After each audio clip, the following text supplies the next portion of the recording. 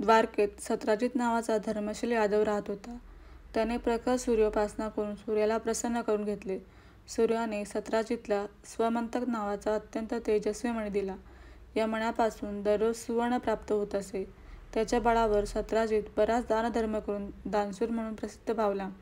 कृष्णाच्या कानावर त्याची कीर्ती व स्वयंमंतक मण्याची गोष्ट गेल्यावर श्रीकृष्णाने सत्राजितला तो मणी राजा उग्रसेनाला देण्यास सांगितले. राजाकडे तो मणी सांभाळण्याची ताकद असून तोच त्यापासून मिळालेला संपत्तीचा योग्य तो विनियोग करेल असे कृष्णाचे म्हणणे होते.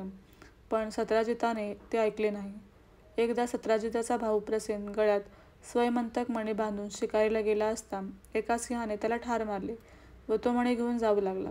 वाटेत त्याला जांबवंत हा श्रीरामाचा भक्त भेटला.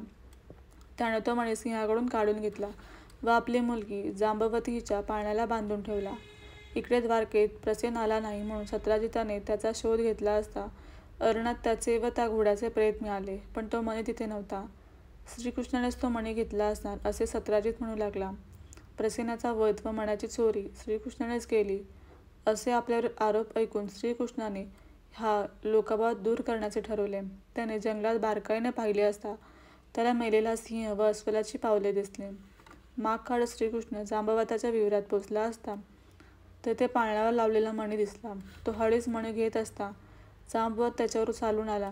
कृष्णाचा पराक्रम पाहून हा श्रीरामचंद्र असावा असे जांबवताला वाटले.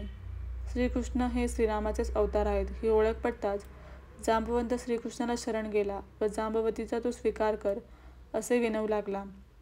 श्रीकृष्णाने आनंदाने जांबवतीशी गंधर्व विवाह केला. जांबवताने स्वयंमंतक मणी लग्नात आंदण म्हणून दिला. श्रीकृष्ण जांबवती व मण्यासह द्वारकेस गेला. तेथे आल्यावर श्रीकृष्णाने सत्राजितास बोलावून घेतले व उग्रसेनाच्या सभेत सर्वांसमक्ष स्वयंमंतक मणी त्याला देऊन सर्व हकीकत सांगितली. झालेल्या चुकीबद्दल सत्राजिताने श्रीकृष्णाची क्षमा मागितली.